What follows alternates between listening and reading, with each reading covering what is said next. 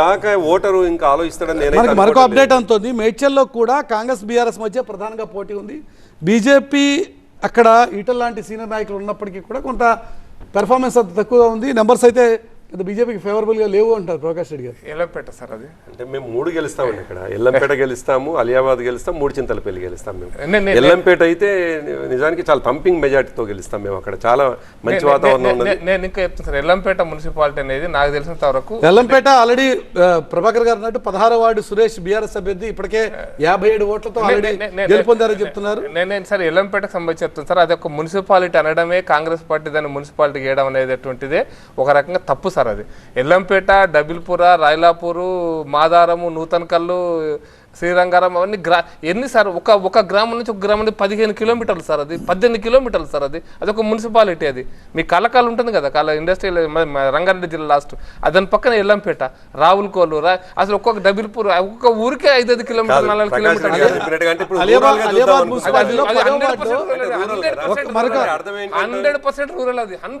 ప్రభుత్వానికి వ్యతిరేకమైనటువంటి ఫలితాలు గ్రామీణ ప్రాంతం నుంచి వస్తున్నట్టే కదా.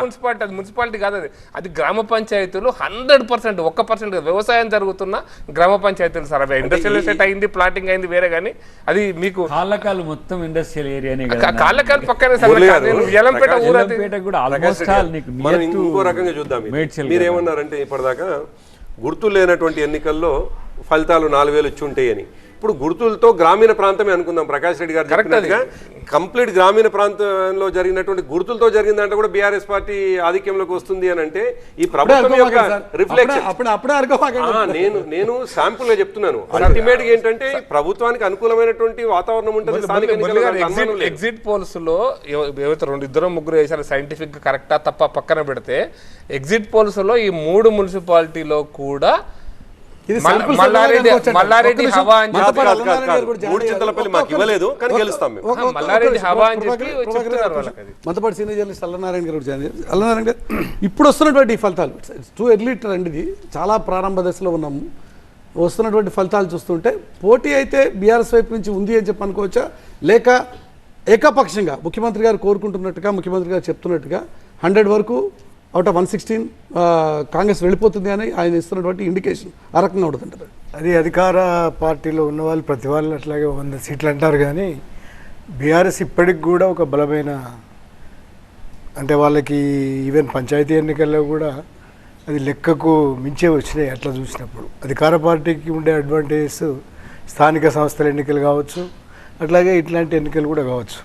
ఇవి బేసిక్గా అంటే ఎంత గ్రామీణ ప్రాంతాలు మున్సిపాలిటీలలో విస్తరణలో కలిసినప్పటికి కూడా బేసిక్గా ఇది కొంచెము గుర్తులతో జరగడము, ప్రతిష్టాత్మకంగా తీసుకోవడం ఇవన్నీ ఉంటాయి. అన్నిటికంటే మించి స్థానికంగానే ఇంతకుముందు వచ్చిన చర్చలాగానే స్థానికంగానే అన్ని సమస్యల్ని దృష్టిలో పెట్టుకుని వార్డు మెంబర్లకు ఓటేస్తారు. అట్లాగే మున్సిపల్ చైర్మన్ ఎవరైతారు అనేది ఒక దాంట్లో ఉంటుంది. ఇవన్నీ దృష్టిలో తీసుకుని మున్సిపల్ చైర్మన్ వచ్చేసరికి మళ్ళీ అక్కడ ఎక్స్ అఫీషియో మెంబర్స్ కొంత ఇంపాక్ట్ ఇంకా చాలా చాలా ఈక్వేషన్స్ అక్కడ వర్కౌట్. కానీ అంటే వీళ్ళు అనుకుంటారు, ఇప్పుడు ఉదాహరణకి ఈ చర్చలలో కావచ్చు, రాజకీయ సవాళ్ళల్లో కావచ్చు, ఈ అంతమైపోయింది అంటారు, కానీ బీఆర్ఎస్కి ఎంతగానో కూడా క్యాడర్ పార్టీ, అది కూడా చాలా క్యాడర్ నిర్మించుకొని ఉన్నది, అధికారంలో ఉంది. ఇప్పటికి కూడా అదేమీ వెనక్కిపోయిన పార్టీ ఏమి కాదు.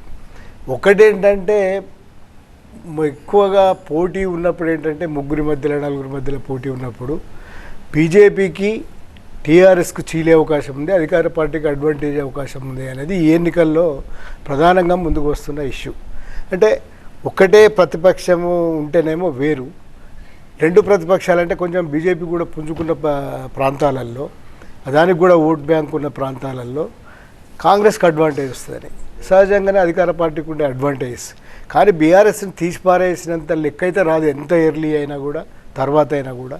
ఎందుకంటే పొలిటికల్గా చూస్తున్నప్పుడు, రాజకీయంగా శక్తియుక్తులు చూస్తున్నప్పుడు అది తర్వాత ప్రతిసారి జరిగే విధంగానే ఇదేమీ మున్సిపల్ ఎన్నికలలో మున్సిపల్ పరిపాలన, మున్సిపల్ అభివృద్ధి, రోడ్ల అభివృద్ధి వీటి మీద ఎవ్వరూ మాట్లాడలేదు.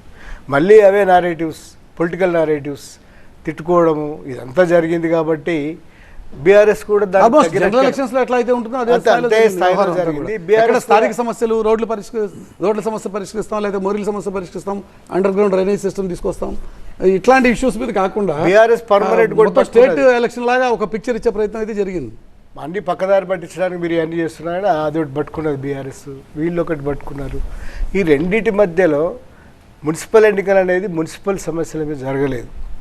మళ్ళీ ఎన్నికల్లాగానే మీరు అన్నట్టుగా ఏ ఎన్నికలు జరిగినా ఎన్నికలు లాగానే జరిగినది అంతా కూడా. కానీ ఎప్పుడైనా కూడా స్థానిక సంస్థల ఎన్నికలలో స్థానిక బలము అభ్యర్థి, ఇప్పుడు ఉదాహరణకి ఒక న్యూస్ చాలా గమ్మత్తు న్యూస్, అది 7 కోట్ల రూపాయలు ఖర్చు పెట్టడం ఏంది, వార్డేంది 7 కోట్లేంది, 7 కోట్లకు అసెంబ్లీ ఎన్నిక గెలవచ్చు. 7 కోట్ల రూపాయలు ఖర్చు పెట్టి 70,000 రూపాయలు ఇచ్చినట్టే. నార్త్ ఇండియా హిమాచల్ దాంట్లో మొత్తం స్టేట్ సైడ్ ఎలక్షన్స్ అవుతాయి సార్. అంతే వాళ్ళకి ఆ డబ్బులు ఉంటాయి. అసెంబ్లీ త్రిపురలో కూడా అవుతుంది. త్రిపురలో కూడా చాలా చిన్న స్టేట్ సార్. నేను ఎప్పుడు ఈవెన్ మహారాష్ట్రలో కూడా 7 కోట్లు అంటే 7 పార్లమెంట్లు అంటే ఇక రంగారెడ్డి ప్రత్యేకత అది ఉంది కదా. ఎన్నికకు పెద్ద రాష్ట్రాలు అయిపోయినాయి ఇక్కడ. మునుగోడు, హుజూరాబాద్, మునుగోడు అంతే, మునుగోడు హుజూరాబాద్ అత్యంత ఖరీదైన ఎన్నికలు. ఇక అది ఇది మున్సిపల్ ఎన్నికల్లో కూడా జరిగినాయి, పోలికలు ఉన్నాయి. అంటే ఒకటి ఏంటంటే 2 ఏళ్ళ పరిపాలన జరిగిపోయింది. కాంగ్రెస్ పట్ల బీఆర్ఎస్ పరిగెట్టుకొని చేస్తున్న అంటే ఆల్రెడీ వ్యతిరేకత ఎస్టాబ్లిష్ అయింది, వ్యతిరేకత పాకింది, ఇవన్నీ ప్రచారం చేస్తున్నారు కదా.